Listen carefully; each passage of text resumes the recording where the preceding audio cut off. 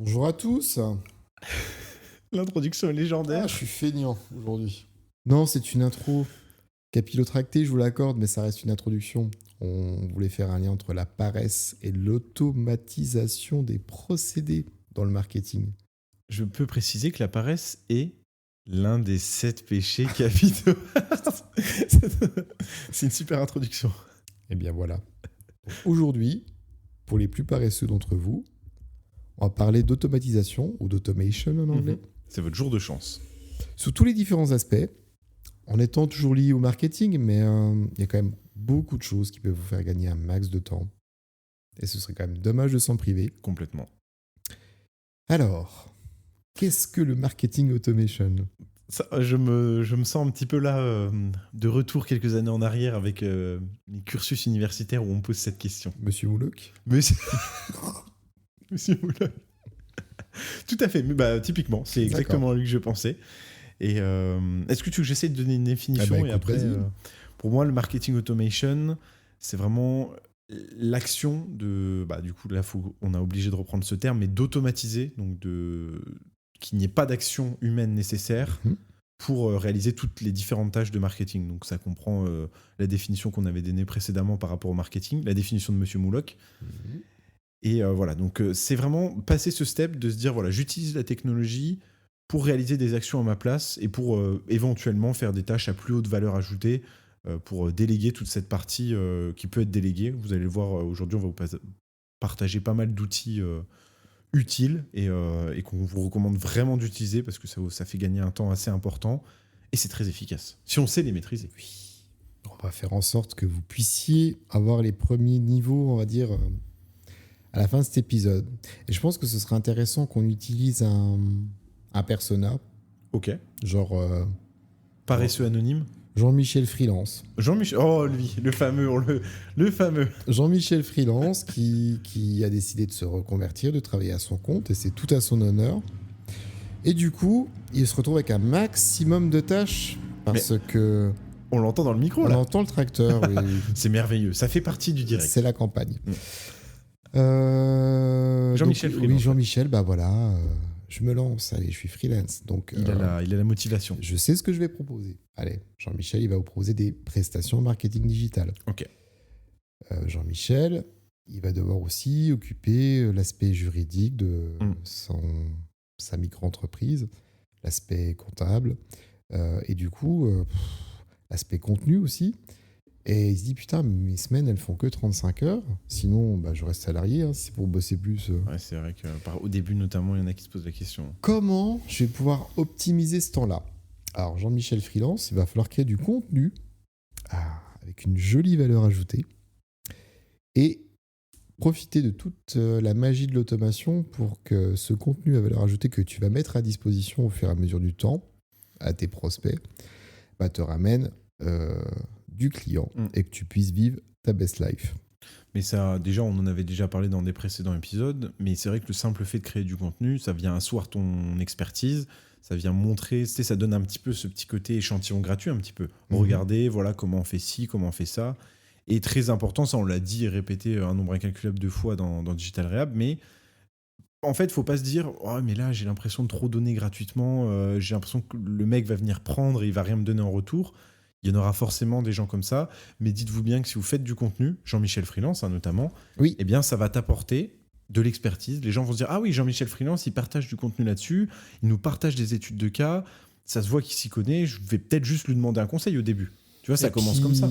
Ça lui évitera d'enfiler une casquette de commercial. C'est clair, exactement. Ouais. S'il a une approche inbound marketing, donc... peut-être définir pour ceux qui... Ouais. Alors en fait, c'est proposer du contenu à travers différents canaux, que ce soit via une newsletter, via tes réseaux sociaux, via des webinaires ou ton site web, des livres blancs, etc. Enfin, tout ce contenu à valeur ajoutée, ce qu'on pourrait qualifier de aimant à prospect ou lead magnet en anglais. Finalement, si tu as une vision long terme, que tu as l'aisance financière pour te dire je peux prendre 1 à 2 années pour lancer mon activité, eh bien, focalise-toi sur la création de contenu à grosse valeur ajoutée et profite de l'automation pour disséminer ces différents contenus de manière à pouvoir récupérer du prospect que tu vas convertir en client après coup. Si on peut aussi parler de l'outbound, comme ça on fait les deux. En opposition, oui. Où là, tu vas aller démarcher avec une équipe commerciale ou toi-même, parce que tu n'as pas les moyens de te payer un commercial. Mais tu vas te retrouver dans des situations qui sont quand même de plus en plus bancales en 2024. Ah oui. L'appel à froid en 2024 ou le mailing à froid, si tu espères remplir ton carnet de prospects ou de clients de cette manière-là, bon courage Jean-Michel, parce que ouais, Jean-Michel, beaucoup de force. C'est un peu ardu. Après, tu as une image aussi encore plus enfantine pour décrire ça. Tu dis que l'inbound marketing, c'est comme un aimant. Tu attends que les pièces, j'allais dire les pièces, les clients soient attirés. Et l'outbound, c'est toi, avec ta main, qui va aller les chercher. Qui va aller chercher le client. Comme ça, au moins. Donc voilà, Jean-Michel. Donc Jean-Michel, il est bon en rédactionnel. Il connaît les notions de base en copywriting. Il saura créer du contenu à forte valeur ajoutée. Puis il a son expertise qui va pouvoir coucher. Bien sûr. Il pourra la coucher à travers un podcast, il pourra la coucher à travers de jolis newsletters, il pourra la coucher avec des jolies infographies, c'est ça. Un livre blanc, bref. On ne va pas donner l'arsenal d'outils pour créer du contenu type lead magnet, mais on va plutôt parler de comment exploiter ce contenu-là. Donc avec le marketing automation, déjà, j'aurais envie de te dire, même en tant que freelance, Jean-Michel, tu vas réfléchir. Je n'ai pas mis en veille mes notifications. Je vais faire ça de ce pas. Tu peux cliquer sur la touche F6. Mais elle était encore plus loin. Elle est encore plus loin, effectivement. Donc, tu vas commencer à te dire, il me faut un CRM. Ce serait pertinent que j'utilise un CRM. Customer Relationship Management. Un outil... Oui, c'est même pas un tracteur, c'est un... On avait déjà parlé, c'est le F-150, le fameux pick-up. Il intervient tous les 2 épisodes environ. Donc, un CRM, c'est cher. Ah oui, ouais. Un CRM, c'est complexe. Un CRM, c'est peut-être surévalué ou overkill par rapport à un freelance. Mais c'est quand même vachement bien pour de l'automation. Et il y a un outil qui est utilisé par les plus grosses boîtes qui sont vraiment dans l'inbound marketing et que tu peux toi-même utiliser gratuitement de surcroît en tant qu'indépendant, c'est HubSpot. Alors HubSpot, c'est vraiment une solution de marketing automation. Tu vas pouvoir gérer tes flux de prospects. Tu vas pouvoir gérer l'automation d'envoi d'emails, l'automation d'envoi de SMS, de relance, l'automation de... Voilà, après tout ce qui est la partie comptable, devis, facture. Tu vas pouvoir étiqueter tes prospects, leur donner un niveau de maturité ou un lead score. Pour rester dans les anglicismes qu'on aime tant. C'est vrai. Tu vas pouvoir travailler avec, pour l'instant, toi tout seul, parce que tu es freelance, mais on te souhaite tout le succès que tu pourrais recevoir et du coup faire grossir ta boîte. Et puis au fur et à mesure qu'elle va grossir, tu vas avoir l'équipe marketing, tu vas avoir l'équipe sales, tu vas avoir l'équipe comptable, l'équipe stratégique. Et un outil comme HubSpot, il sera plus gratuit quand on sera à ce stade d'évolution naturellement. Mais il va permettre de travailler en synergie avec chacun de ces pôles qui sont pourtant diamétralement opposés. C'est vrai. Je vais te donner le meilleur des amires que tu pourras avoir dans 5 ans. Tu as ton équipe marketing qui crée du super contenu pour toi. Ce contenu, il fait du lead magnet. Les équipes marketing voient les leads arriver dans HubSpot et ils vont les passer d'une étiquette MQL à SQL. Je m'explique. Pour le marketing, un prospect qui a téléchargé 3 de tes livres blancs, qui a été sur 2 pages d'atterrissage ou landing page, qui a été faire 4 formulaires, enfin tu vois, c'est à toi de donner autant de points à ces différentes étapes que tu auras déterminées. Cette équipe va dire putain, oui, le prospect B, il a quand même 40 points, on peut le qualifier en MQL, donc Marketing Qualified Lead. Wow. Le marketing considère qu'il est tiède. Et du coup, on va le passer en SQL, donc en Sales Qualified Lead. À ne pas confondre avec SQL, le langage de programmation. On n'est pas dans le dev, là. Attention. OK. Du coup, ton équipe Sales, parce que tu as vraiment grossi, elle va recevoir du lead bien qualifié. Ils vont commencer à pouvoir le travailler et à le closer. Et c'est ça qui est intéressant dans HubSpot, c'est que c'est un CRM qui est adapté à l'ensemble des pôles d'une entreprise, en fait. mais qui est aussi un usage individuel qui est intéressant. Donc, dans le meilleur des mondes, tu grossis de manière exponentielle et ce CRM que tu auras utilisé en tant que freelance, tu vas pouvoir l'adapter. Et du coup, payer en conséquence. C'est clair. Et en plus, justement, ça me permet de faire un petit parallèle avec le fait... Enfin, du coup, ça n'a pas forcément de rapport, mais un CRM, justement, c'est intéressant. Là que tu en parles avec HubSpot, qui est gratuit au départ. C'est vrai que c'est une super stratégie dans le sens où, tu vois, le fait de rendre un outil gratuit pour les indépendants, les freelances, ceux qui vont être potentiellement amenés à grossir, c'est très bien parce qu'après, une fois que tu es sur le CRM, on va pas se mentir, ça reste très compliqué d'exporter toutes tes données, à moins que tu sois une très petite entreprise. C'est une tannée. En général, quand tu as un CRM A que tu dis je vais passer au B parce qu'il est moins cher, parce qu'il est plus ergonomique ou tout ça, c'est assez compliqué. C'est une période creuse où tu manques de visibilité sur les datas, c'est une période d'apprentissage pour chacun de tes salariés et c'est une période chiante. Et tout ça, ça a un coût aussi. Ce temps humain que tu as pour te reformer à ton nouvel outil, etc. Ouais, après, je ne suis pas HubSpot évangéliste, mais c'est rare de trouver un CRM gratuit quand tu es free. Et qui ait des perspectives d'évolution parmi les meilleurs. C'est clair. Là pour et qu'il y a une tarification qui est quand même atypique, parce qu'en général, tu payes un CRM. Quand on était dans la même agence, on bossait avec différents CRM. Le dernier en date, c'était Axonote. Axonote, effectivement. Tu payes au profil. Au profil. Tu as tant de profils, tu payes tant. Tout à fait, ouais. Salesforce, tu peux avoir 10 000 profils, ce sera le même prix. Tu payes au nombre de leads. Ah, d'accord. Genre de 0 à 10 000 leads, ça te coûte tant, de 10 000 à 50 000, ça te coûte tant, etc. etc. Ah oui, donc c'est une approche de facturation qui est différente. Ouais. Peut-être un usage aussi, tu vois, parce que typiquement, nous, à l'agence, on n'était pas forcément sur le travail du lead au sein même du CRM. Donc, là, c'est plus de la gestion. Je sais pas si c'est une spécificité d'Axonote, parce que j'ai jamais creusé, mais c'est vrai que dans la gestion de tâches, il est pas mal foutu. Exactement, oui. Donc oui, c'est atypique, mais si tu es freelance, normalement, tu peux travailler avec cet outil toute ta vie. Ouais. Parce qu'avant que tu en sois ton 10 millième prospect, tu auras déjà eu une belle carrière, on va dire, Jean-Michel. Et puis voilà, au bout d'un moment, la trésorerie s'agrandit, donc tu peux éventuellement te payer ce fameux CRM. Et c'est leur objectif aussi. Hein. Je ne connais pas forcément les tarifs ou quoi que ce soit, mais je pense qu'à partir de 10 000... je ne sais même pas non plus si c'est ce palier. Ça mais peut monter très très vite. Un schéma classique, hein. Tu as une entreprise genre ETI, tu as d'intermédiaires, 10 sales, 10 personnes en marketing, avec le rendement qui va avec. HubSpot, c'est 7 000 balles par mois. Ah oui, quand même, ok. Oui. Bon, après, voilà, si derrière... Il y a du ROI normalement en automation, oui, si tu as une équipe marketing solide qui te fait du contenu solide. Ouais. Et que les leads arrivent en masse, mais voilà, ça peut être un joli poste de dépense pour une boîte. Oui, c'est à mettre en perspective aussi avec ce que ça te rapporte, comme tu l'as dit. Si tu as un ROI derrière qui est positif. Tu vois, et puis il y a aussi l'aspect apprentissage, intégration. Oui. Dans une autre vie, j'étais commercial dans une grosse maison. De limonade. Et on avait Salesforce, qui est un des CRM les plus... adoré, entre guillemets, mais qui coûte excessivement cher. Alors, tu peux avoir du sur-mesure. Hein. Ah, mais j'imagine pas le prix qu'il devait débourser, du coup. Si c'était au niveau... Je vais garder ça pour moi, parce que ça reste des données internes. J'espère que tu pourras me dire en off. On pourra en parler en off. Ah, c'est gentil.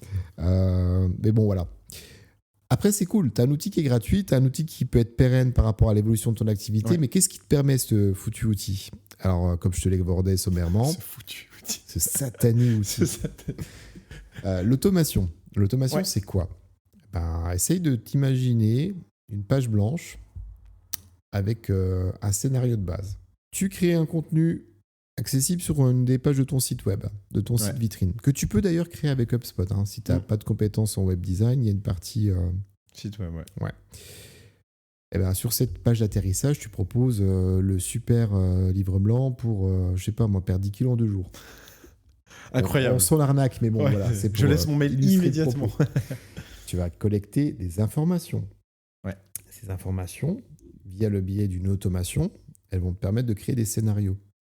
Donc, la personne qui a téléchargé mon livre blanc, tu peux lui envoyer un premier email pour le remercier de ce téléchargement, pour potentiellement l'inviter à donner son avis après coup sur la lecture de ce livre blanc. J plus X. Voilà, le mail De toute façon, on en reçoit tous. Hein. C'est vrai que tu fais une commande, merci pour votre commande, tu vois. Oui, alors avec ton numéro de des mails commande. transactionnels, on n'est Ouais. même pas dans l'approche. Oui. Après, ça reste automation. C'est du transactionnel, c'est automatisé, et c'est vrai que c'est pas parce que ton produit ou ton service que tu as fourni est gratuit que le schéma ne reste pas le même. Oui, c'est vrai. Ouais. Mais là, tu vas commencer l'engrenage infernal. Tu vas commencer à lui envoyer un premier mail en disant merci. Le second que tu auras calibré à 3 jours, ce sera est-ce que tu souhaites que je te fasse non pas perdre 5 kilos en 2 jours, mais 10 kilos en 2 jours. Il y a même des... il y a même des paliers intermédiaires. C'est-à-dire que si la personne répond, elle peut potentiellement sortir du scénario. Oui. À l'instar de Wallaxy, dont on va peut-être parler ensuite. On en parlera dans la partie social, je pense. Ouais. Mais parallèlement à ça, si pas de réponse ou pas de retour, tu peux lui dire, bah voilà, dans ton formulaire, tu avais laissé un SMS ou laissé un numéro de téléphone, tu vas partir sur un SMS. Ou tu avais laissé un profil réseau social, tu vas pouvoir envoyer des messages privés. Varier les canaux, ouais, clairement, c'est hyper intéressant. Alors moi, j'aurais vraiment envie de te recommander d'être le moins pushy, alors comment moins agressif, on va dire, ouais. le moins frontal commercial à la Jean-Claude Convenant, et d'être le plus bienveillant. Jean-Claude Convenant, Caméra Café. Bon, ah oui, ok, ça c'est mangé, ouais. Le commercial de Caméra Café. Ok. Ton contenu que tu auras créé en amont et laisser l'automation maturer tes prospects. Le prospect qui aura été en contact avec toi en te répondant, quel que soit le canal, la notion de maturation, elle va être encore plus importante. C'est ce qu'on appelle du lead nurturing. Ouais. C'est un mot un peu moche. Oui, surtout traduit littéralement, c'est assez surprenant. Et la personne avec qui tu as eu l'interaction, alors pas forcément via téléchargement, je sais pas, tu as fait un salon, tu l'as rencontré, ah oui, ça peut échange de carte de visite, ouais. tu vas commencer à faire ce qu'on appelle du lead nurturing. Tu peux le traduire littéralement, s'il te plaît. Nurturing. Bah tu sais, c'est le fait de nourrir, clairement. C'est comme... Voilà. Tu vas lui donner à manger. Ouais, tu vas lui donner à manger du contenu de qualité. Voilà. Pour que tu continues à mettre des petites graines dans le cerveau de cette personne que tu as rencontrée. Entretenir la relation, ouais. Et que le moment où il sera mature, le moment où il aura besoin de tes services, il se dit mais c'est évident que je vais aller vers Pierre ou Jean-Michel du coup. Jean-Michel. Parce que Jean-Michel, depuis que je l'ai vu dans un salon, il m'a partagé du livre blanc, il m'a partagé du podcast, il m'a partagé des tas de trucs. Ouais, il est cool quoi. Il est complet, il est solide, il sait de quoi il parle. Donc l'automatisation, elle te permet de manière passive, entre guillemets, de générer du prospect à condition d'avoir fait en aval, ou en amont plutôt, la créa de contenu de SSR. C'est ça. Oui, ça c'est vraiment important de se poser, de réfléchir à son scénario parce que une fois que... Et encore, j'allais dire, ça peut prendre beaucoup de temps à créer, mais pas forcément. Une fois que tu l'as posé, que tu te dis, voilà, j'ai envie que... C'est pas le scénario en lui-même qui est chiant à créer, c'est le contenu que tu vas transmettre. Mail 1, je t'envoie tel livre blanc. Si tu le souhaites, ce qui t'amènera une interaction. Voilà. Une belle introduction, ce serait... Hey, merci pour être passé sur mon stand. Je te rappelle, si jamais c'est plus très frais, que je suis spécialiste en ça. Et d'ailleurs, je te propose tel contenu qui parle de tel sujet. Tu me reviens vers moi si ce contenu qui est gratuit t'intéresse. Ouais, gratuit, ça c'est important. Parce que si tu le donnes directement, tiens, je te donne ça, je te donne ça, je te donne ça, et que tu n'as jamais de retour, finalement, tu sais pas. Ah, si tu peux savoir avec l'automation si c'est ouvert ou pas. Mais c'est important d'aller chercher justement ce retour parce que les gens ils vont prendre forcément le contenu et c'est même pas mal intentionné. Mais peut-être que voilà, toi par exemple, on te dit Jérôme, je te donne un contenu gratuit, tu vas le consommer, tu vas dire ah ouais, enfin à moins que tu sois vraiment subjugué et dire non là c'est vraiment très impressionnant, je veux acheter le service. Mais parfois tu dis ok c'est cool, t'oublies un peu et tu vois juste une petite relance en mode hey Jérôme, as-tu eu le temps de lire ce livre ou qu'en as-tu pensé, est-ce que tu peux me faire un retour machin. Ça permet de relancer la personne parce que au moins voilà tu rentres à nouveau dans son attention et peut-être qu'elle sera disposée à passer un petit devis chez toi, Jean-Michel. Consommer ou pas consommer, de toute façon, ça donnera l'appui pour aller vers... Ouais, c'est ça. Un prétexte. Dans le market, naturellement, dès qu'il y a un webinaire, je m'inscris. Alors, je ne suis pas souvent sur les replays. Au pire, je le récupère, ce replay, et je le consulte ou pas. Et qu'il y a des jolis livres blancs sur les thématiques du market, je les télécharge aussi. Tu donnes tes datas. Et il y a souvent, après, l'équipe sales... Alors, pour moi, je ne suis pas assez mature dans le schéma, mais après, tente leur chance. Ah, t'en as pensé quoi de ce truc ? Je fais voilà. Et tu le verrais bien dans ton entreprise. Alors, je fais là, par contre, niveau ciblage, rapproche-toi de ton marketing parce que je ne suis pas chef d'entreprise. Ouais, c'est ça. Oui, parfois, faire attention aussi au ciblage. D'où l'utilité d'avoir un CRM et de bien renseigner toutes les données que tu as à disposition. Exactement, c'est ce que j'ai dit. Si tu as Jean-Michel Péon ou Jean-Michel Employé qui assiste à tes webinaires et que tu l'avais initialement configuré pour toucher des chefs d'entreprise et qu'au final tu vas aller vers lui, bah, il va dire moi je suis pas chef d'entreprise. Ah bah c'est qui votre patron? Ouais, voilà, ouais, c'est ça. Et là, C'est du ce coup, que j'allais tu dire. es dans une dimension commerciale qui est datée, surannée et approximative. Et du coup, la légitimité que tu avais potentiellement pu construire Ouais. avec ce que tu avais proposé, bah, elle prend un petit coup. Elle prend effectivement un petit coup, mais c'est vrai que tu vois, si tu as l'accord de la personne, tu vois, là on est dans le cas où ça a vraiment subjugué la personne, tu vois, le fait de lui dire, bah, on en parlait justement dans l'épisode 9 de mémoire de Digital Rehab avec influence et manipulation, le fait d'avoir une recommandation.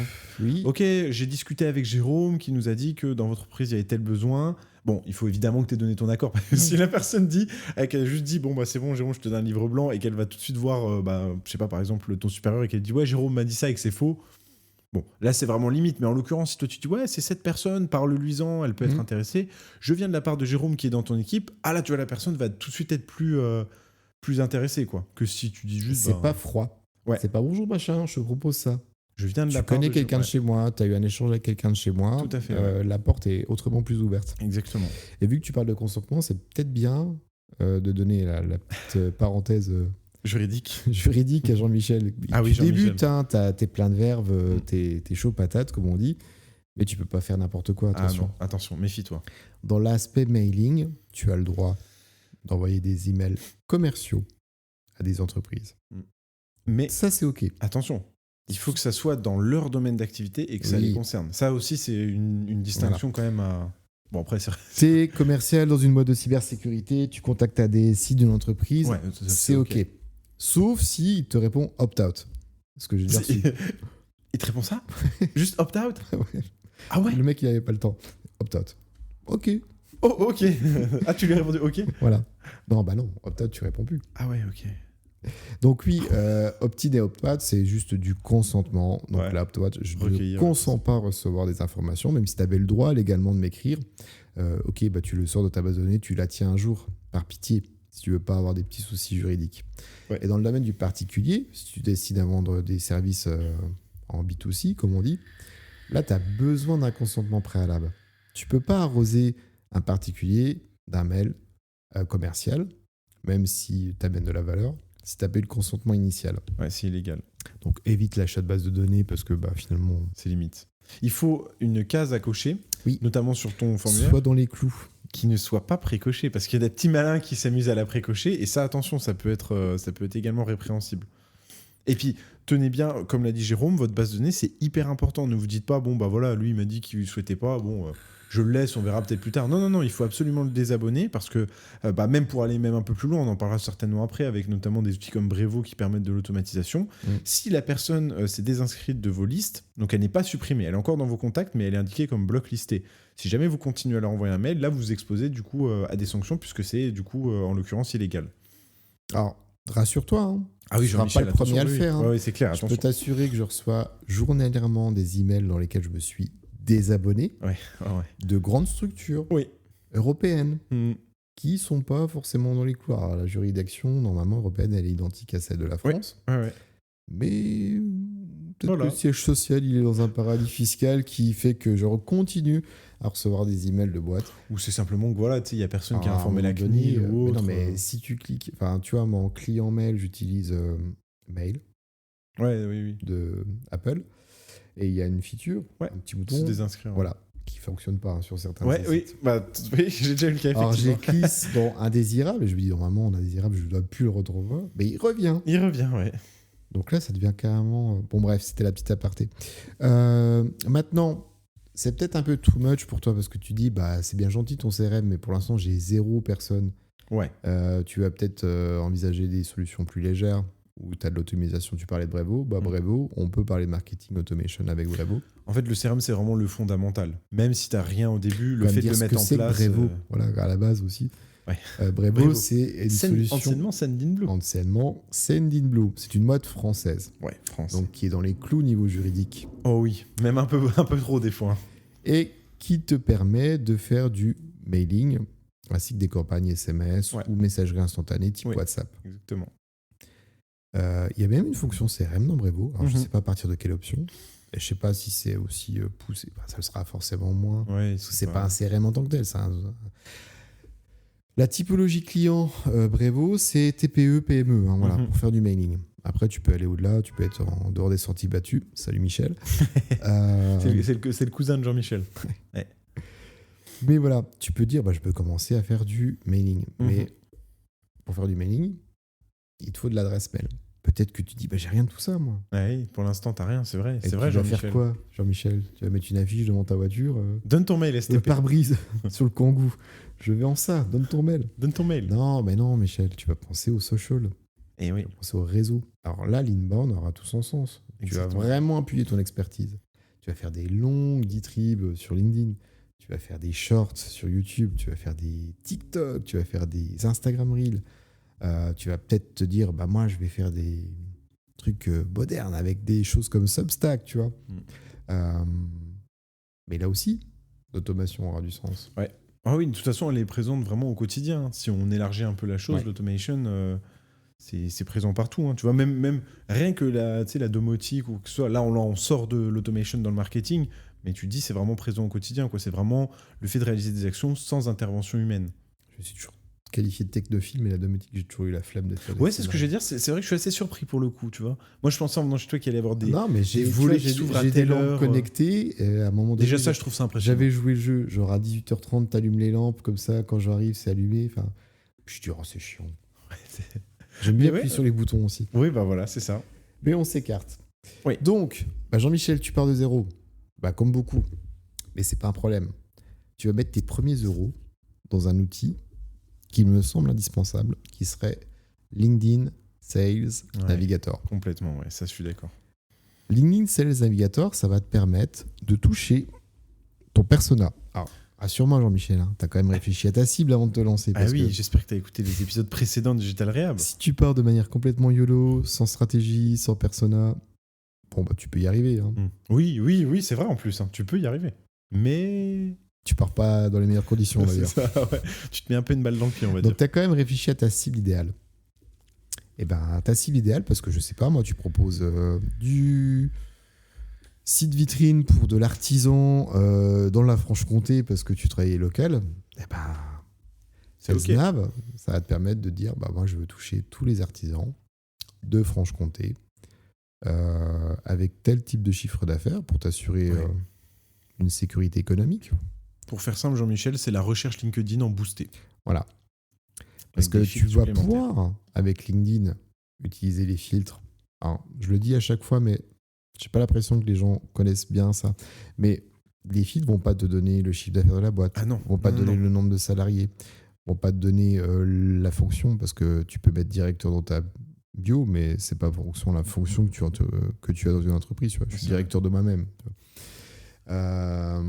Bref. SalesNav, c'est pas si cher que ça par rapport à ce que ça va te permettre de faire.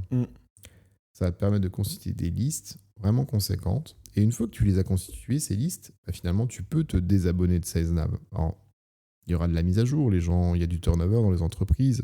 Encore que si tu souhaites toucher ce fameux artisan dans la Franche-Comté, le mec, il bosse tout seul, mais fais-toi ces listes.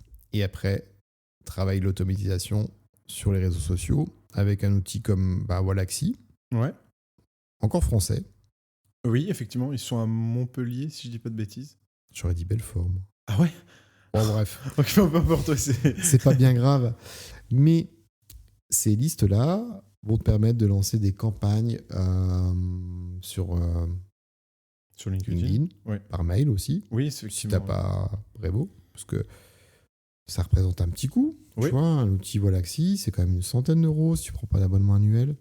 Il y a des bons plans, il y a des Black Friday. Black Friday, ça vaut vraiment le coup pour le coup. Ouais. Et puis surtout que c'est pas uniquement des messages, parce que là, les gens pourraient se dire, moi j'envoie juste des messages, mais tu as différentes séquences. Tu peux par exemple faire des invitations, suivies de 7 messages, si tu as envie. Et comme je le disais tout à l'heure, si jamais la personne te répond, elle sort de ta campagne, tu peux faire des message requests, donc demande de messages tout simplement sur les événements. Tu vois, si tu vois un événement cybersécurité et que tu bosses dedans, tu peux faire des demandes de messages. Donc, il faut que la personne accepte au préalable. Mais c'est une condition maintenant sine qua non, puisque tu ne peux plus contacter les gens sur LinkedIn si tu n'es pas connecté à eux. Ouais. C'est pour ça que le SalesNav que je t'ai invité à prendre, à des abonnés, c'est peut-être bien de le garder un petit peu. Allez, moi, je te dirais bien un billet de 200. ou 150. T'as même l'essai gratuit. Si au début, il veut Oui, juste simplement voilà. essayer, tu prends l'essai gratuit, tu fais tes listes, tu vois comment ça Un fonctionne. SalesNav, tu as quand même 30 emails, donc 30 possibilités d'envoyer un message à quelqu'un qui ne fait pas partie de ton réseau. Ouais. C'est un par jour. À toi de bien cibler. Mais voilà, 30, c'est déjà Le confortable. petit logo premium sur ton profil, là, Jean-Michel, crois-moi que ça va Voilà. le pimper. Logo or. Golden logo. Trop classe. Et au fur et à mesure de l'automation, alors moi, j'ai envie de te donner un profil qui me semble OK. Déjà, dans ta automatisation, tu vas faire de la visite de profil. Ouais. Parce que c'est bien de demander des gens en contact si tu n'as jamais visité leur profil. On va dire, mais c'est qui C'est du social warming, Voilà. je crois. Prends le temps. Voilà. Laisse chauffer la soupe. Le warming. Laisse chauffer la température petit à petit. Ouais. Visite. Tu as visité. Allez, le jour même, tu peux demander en relation. Oui. Avec un message. Bah voilà. Moi, je connais Pierre et Paul dans votre entourage et je m'intéresse à votre domaine d'activité. Bref, il y aurait de l'intérêt à ce qu'on rentre en réseau. C'est ça, justement, j'ai suivi un webinaire Walaxy qui disait que pour rentrer en réseau, si tu n'avais pas cette fameuse connaissance dans la boîte, Oui. tu pouvais soit poser une question, ça fonctionne bien, même si on a tendance à beaucoup le voir en ce moment, ou donner des chiffres. Tu vois, par exemple, là, on parlait d'artisans en Franche-Comté. Oui. Saviez-vous que 26% des artisans en Franche-Comté n'ont pas encore de site internet ou T'es déjà commercial alors que t'es même pas en relation. Là. Ouais, c'est vrai. Mais tu vois... Après, tu parlais de webinaire Relaxi. Enfin, il y a 40 approches. Hein. Tu auras les gens qui sont oui. pour leur ego, qui vont t'accepter même s'ils ne te connaissent pas parce que ça fera un plus un. T'as les gens, au contraire, qui veulent vraiment un réseau qualifié, qualifié, propre et qui, du coup, ne vont pas t'accepter. Et c'est là où les emails de SalesNav vont être utiles. Tu n'as pas accepté ma demande d'invitation. T'as les gens qui ont quand même envie d'avoir un peu de contexte. Ouais. Moi, j'aime pas trop les invitations où j'ai pas un message qui explique la raison de cette demande de mise en relation. Et bah tu vois justement... et Walaxy tu parlais de Toinon, parce que c'est souvent Toinon, le CEO de Walaxy qui fait les webinaires pour mettre en avant leurs solutions. Ouais. Toinon, il est clairement pushy. Oh oui, bien sûr. Parallèlement, je suis une personne qui est beaucoup plus tempérée dans son approche commerciale avec les outils. Oui, c'est vrai. Ils les utilisent, mais beaucoup moins. Tu vois, Toinon, en message 3, c'est bon alors, t'es nul, tu me réponds pas. Réponse A, t'en as rien à branler. Réponse B, t'es con. Réponse C, t'as pas eu le temps. Ça. Oui, là, lui, pour le coup, il est plus dans l'outbound, comme on disait tout à l'heure. Il est vachement là-dedans. Et justement, pendant son webinaire, il disait que les notes, eux, en interne, ils avaient vu que le fait de mettre des notes dans les invitations, ça n'améliorait pas la... Et du coup, lui, il déconseillait d'en mettre. Ça l'améliore pas, mais ça dépend de ton profil. Ouais, c'est clair. Ouais. Bah, c'est vrai que si c'est quelqu'un comme toi qui veut juste une invitation random, il y a plus de chances. Commercial chez machin veut être en relation avec vous. Non. Refusé. Ouais, mais non. Enfin voilà, je sais déjà qu'au premier message, bonjour, je te vends ça. Ça manque un peu de sex appeal, on va dire. Ouais, d'authenticité. Ouais, donc ça, c'est vraiment important, notamment avec ton persona. À toi notamment discuter, tu vois, avec des artisans, si c'est ton projet de cibler, tu vois, simplement le fait, si tu as l'occasion de discuter avec eux. Ça va être super simple, si t'as un bon persona, j'ai envie de te répondre. Oui, voilà, après tu connais. Là... Qui dit bon persona dit détection des... Alors, comment on dit pain point en français? Des points de souffrance, de ce persona. Qu'est-ce qui l'emmerde ton persona au quotidien? Professionnellement, j'entends, parce que dans la sphère privée, c'est un autre sujet. Professionnellement, il y a ça qui l'emmerde. Et ben, avant de te proposer, en tant qu'apporteur de solutions à cette source de pénibilité, tu peux déjà être dans l'empathie, dire ça doit pas être facile, ça. Ouais. Et c'est tout con, mais tout professionnel qui soit, LinkedIn, ça reste un réseau social. Donc, bien sûr. Quelqu'un qui approche en ayant une considération de tes points de souffrance. Je vais rester sur pain point, parce que point de souffrance, je sais pas. Ouais, c'est un peu bizarre dit comme ça. Ouais. Déjà, tu dis, ok. Il y a une réflexion en amont, il y a quelque chose, quoi. C'est pas trop frontal. Donc, tu peux jouer avec l'aspect pain point pour appréhender ton premier contact avec cette personne-là. Mais l'automation, qui est quand même le clé de l'épisode, sache que un outil comme Walaxy, ça va donner des retombées. Voilà. Tu as voulu faire une approche très orientée empathie, avec une liaison avec les pain points. Tu as fait ça sur 100 profils. Ça t'a donné tant de résultats. Fait un A/B testing avec une approche plus commerciale. Ça m'a donné moins de résultats. Donc, finalement, je pense que l'approche empathique sera peut-être la meilleure pour moi. Ouais, c'est clair. Ma cible. L'approche je renseigne rien, j'y vais comme un bourrin. Tu peux aussi regarder sur son profil oui, voilà, les résultats. et dire finalement, qu'est-ce qui paye? C'est ça. Ouais, en fait, je pense vraiment l'indispensable, c'est déjà. De toute façon, la base, c'est de créer un persona qui est pertinent, de le soumettre aux conditions du réel, parce que tu vois, des fois, on fait un persona, il s'avère complètement faux. Donc, tu vois, ne pas hésiter à l'ajuster en fonction des retours concrets que tu as de ce fameux persona. Et effectivement, comme l'a dit Jérôme, de tester les différentes campagnes et voir les statistiques un peu, les retours, combien de réponses quand je fais l'approche un peu entre guillemets pushy, bourrin. Ouais. Et tu vois, vraiment tester et adapter selon ce que tu vois. Vraiment, ça reste. Votre humble serviteur a envie de regarder ses stats sur Wallaxy. Ah oui, ça c'est trop bien ça. Je pense que j'ai trouvé la bonne appréhension avec les gens que je touche. Et tu peux décrire un peu le logo de Wallaxy, s'il te plaît, Jérôme? C'est une tête d'alien. J'ai un taux de réponse sur Wallaxy de près de 20%. Oh, ça me surprend. Avant, il était plus haut, non? Avant, il était plus haut. En même temps, c'est parce que j'ai plus de campagne qui tourne. Tu vois. C'est flat. Et j'avais un bon taux de mailing aussi. Parce que on parle gros sous quand même. Jean-Michel Freelance, il n'a pas le sou. C'est Jean-Michel sans le sou presque. Non, là, c'est un petit peu péjoratif. Je lui ai dit, allez, SalesNav, 80 €, vas-y, tu les mets. Wallaxy, 100 balles, vas-y, tu les mets. En plus, c'est vrai Brevo, début, allez, tu commences à me faire chier, là, ça fait beaucoup d'argent. Tu peux faire tes campagnes mail avec Wallaxy. Je trouve que c'est pas un super outil pour ça. Wallaxy a une version gratuite, bien moins performante, 3 envois de messages par jour, mais au tout début, ça peut le faire. Mais tu fais pas de mailing avec la Ah non, pas de version Wallaxy, mais tu vois, le truc fondamental pour moi dans un mail, c'est ta signature. Tu peux pas intégrer de signature dans Wallaxy en mailing. Ah bah non, je crois pas, non. J'ai jamais fait. Je te confirme que non. Ouais, Ouais. okay. Et accessoirement, j'ai flirté avec les limites d'une adresse pro, donc Outlook, à envoyer 500 mails le jour. Ah oui, ok. Ah oui, c'est limite. Oui, effectivement, ça c'est vrai que c'est un sujet. Mais voilà, s'il les envoie, ouais. Il n'y a rien à foutre. Hein. Ah, c'est une adresse Outlook.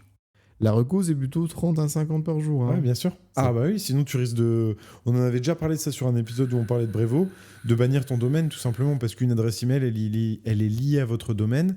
Et à Outlook ou Gmail, vu que c'est leur domaine, ils font bien plus attention à leur réputation. Donc ils risquent tout simplement de vous suspendre l'accès, quoi. Mais c'est vrai que de toute façon... Jean-Michel, je pense que tu n'atteindras pas forcément ces limites dès maintenant. Mais c'est vrai que du coup, là, ça fait beaucoup. Ça fait beaucoup d'argent, Jérôme. Mais oui, en fait, voilà, je te le disais, ça fait beaucoup d'argent et sache que tu peux faire des campagnes de mailing avec Wallaxy. Mais bon, prends plutôt HubSpot, comme je te l'ai recommandé au début.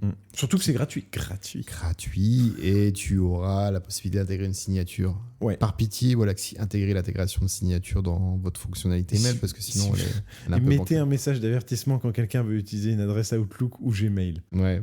En disant, mais peut-être pas 500 envois journaliers. Ouais. Parce que l'outil le fera. Hein. Mais par contre, mais après, derrière, ton adresse mail a une sale tronche après. Ouais, c'est clair. Ouais, tu risques de passer en spam, tout simplement. Enfin, ça, on avait déjà pas mal évoqué. C'est vrai qu'au tout début, je t'ai dit, il faut créer du contenu. Ouais. Et sache que même dans la création de contenu, l'automation, elle a sa place. Oui. On l'avait abordé avec le podcast, qui peut être un super contenu. Ah oui, c'est vrai. L'automation, notamment via Make. On peut redonner la petite ligne, hein, tu vois, Jean-Michel Flemmard. Tu pourrais dire, moi, un podcast, il faut enregistrer, il faut de la lumière, c'est chiant, il faut de la post-prod. Il faut un micro. Flemme, ouais, clairement. Eh bien, sache que tu peux. Alors après, ce sera pas aussi quali, mais en automation, encore une fois, créer un podcast avec haute fréquence. Hein, ah oui, c'est ça le plus impressionnant, ouais. Là où tu ne fais absolument rien. Tu fais juste ton automation et ton podcast est délivré chaque jour. Ça peut se tenter sur des trucs très tendances, où tu peux avoir rapidement une audience assez conséquente. Mais un outil comme Make, peut faire un scrap. Comment tu traduis ça en français ? Une extraction. Une extraction de différents sites qui traitent de ton cœur de métier, où il y a de l'actu fraîche, et rédiger avec des prompts un texte prêt pour un podcast, et une synthèse vocale peut poser une voix sur ces textes-là, et une automation peut utiliser cette synthèse vocale pour la publier sur les différentes plateformes. Donc l'automation te permet beaucoup de choses, même en création de contenu. Mais après, est-ce que tu vas pas trop t'écarter de l'image de ta boîte ou de celle que tu souhaites créer ? C'est ça le problème, c'est que tu maîtrises pas forcément, surtout s'il n'y a pas d'aval de validation, j'entends, avant la publication. Ça peut vraiment être préjudiciable. Parce que bonjour, c'est machin, c'est Michel. Bonjour, c'est Michel.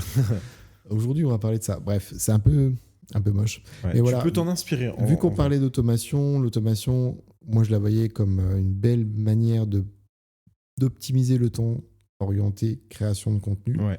Même pour la création de contenu, tu peux envisager de l'automation. Mais ça vaudra jamais un bon vieux contenu C'est clair. fait maison, Bien roulé sûr. sous les aisselles.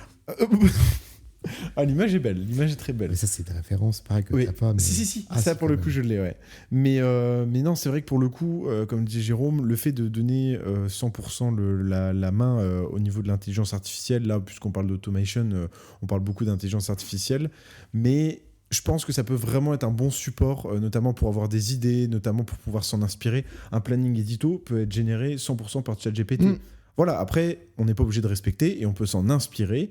Mais c'est vrai que voilà, Jean-Michel, tu ouvres ChatGPT, tu lui donnes ton persona, tu lui donnes ton contexte, tu lui donnes ton entreprise, quitte à faire un GPTs, qui est en quelque sorte un bot plus ChatGPT, dans lequel il va pouvoir te générer un planning édito, que tu pourras ensuite reprendre ou non, en adaptant selon ce que tu vois, tes retours terrain. Et au moins, ça peut te permettre déjà d'avancer dans ce sens. On lui a déjà donné pas mal de clés à Jean-Michel. Ouais. Mais Je vais refaire la. Oui.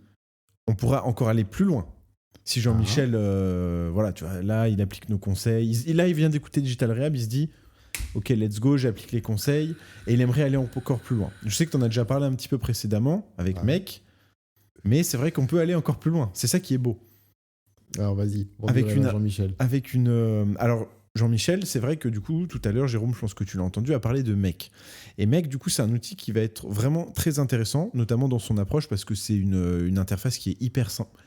Bon, hyper simple, peut-être pas forcément... on va dire dans le design, elle est assez simple. C'est du drag and drop, donc tu prends tes éléments, tu les les poses. automations sous Mec, je les trouve plus user-friendly qu'un scénario sur un Galaxy ou même sur HubSpot, quoi, en fait. Parce que c'est des petits ronds, tu mets des petits points, tu connectes des Ouais, trucs c'est ça, entre tu les eux. connectes. Après, c'est juste peut-être les intégrations qui sont peut-être compliquées. Tu as besoin de faire peut-être un peu de code parfois. Oui.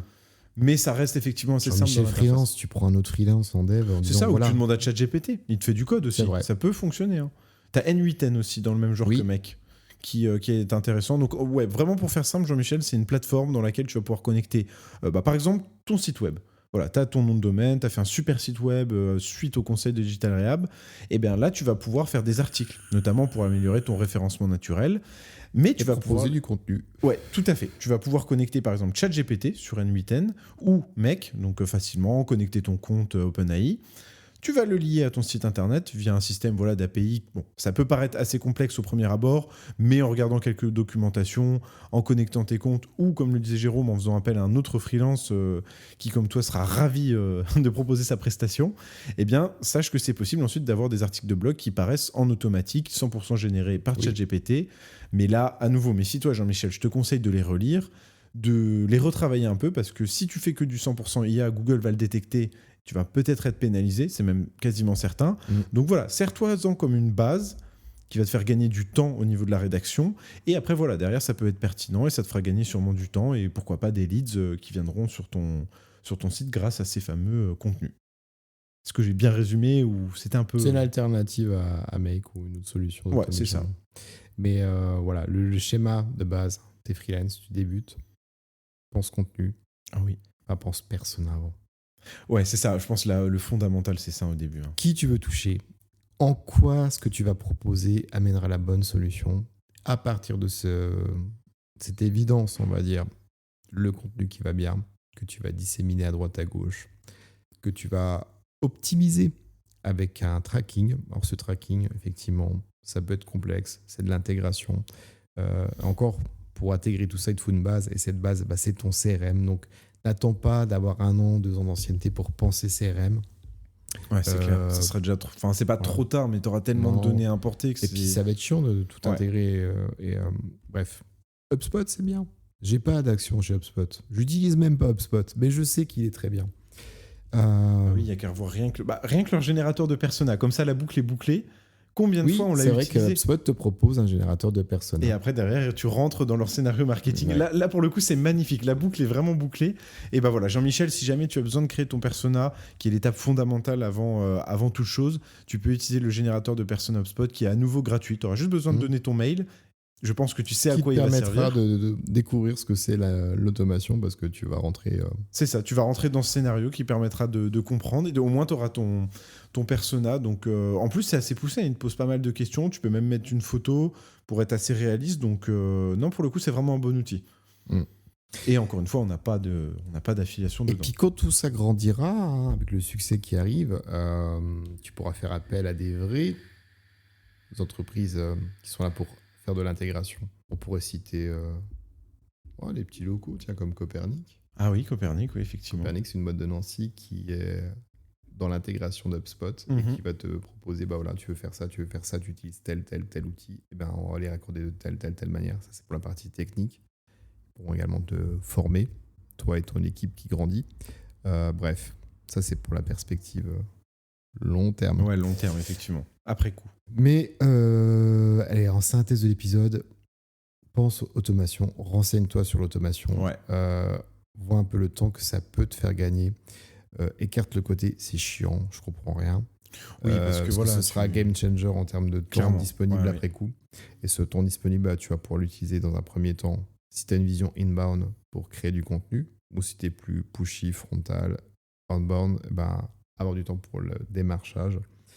Et par pitié, t'attends pas d'être avec 15 000 clients avant de penser CRM, parce que je sais pas, ton truc il est fulgurant. Tu deviens une start-up en puissance. C'est passé du stade freelance à start-up en puissance. Tu veux faire comme tous les grands start-upers qui ont réussi. Tu veux exit. Tu vas pas vendre un fichier Excel, vendre un truc carré. Déjà carré dans un CRM, c'est parfait, quoi, effectivement. Ouais. Mais même pour aller plus loin, Jean-Michel on lui a donné pas mal de conseils, mais même ceux qui sont déjà, par exemple, soit à leur compte, soit qui bossent, par exemple, même que ce soit en agence ou tout autre métier lié à l'internet, puisque c'est la condition sine qua non si vous, par exemple, vous bossez en... Et quoique, en vrai, même les métiers manuels peuvent avoir des appareils qui automatisent leurs tâches, mais bon, là, on sort un peu du cadre. Mais en tout cas, pensez vraiment à automatisation. Je pense que c'est vraiment la clé. C'est un virage à saisir. Dans l'épisode précédent, on parlait de technologie, de ChatGPT qui était arrivé. Et là, c'est vraiment important de se dire, c'est un virage à prendre. Ça peut vous faire gagner énormément de temps. Et comme Jérôme l'a dit, c'est pas forcément hyper compliqué. De prime abord, on peut se dire, c'est un peu compliqué, j'ai pas forcément envie de mettre mes mains dedans, ça va me faire perdre du temps. Mais juste prenez le temps, juste découvrez, même quitte à regarder certaines vidéos qui infantilisent un peu le contenu. Et derrière, c'est... Voire faites-en votre carrière. C'est clair.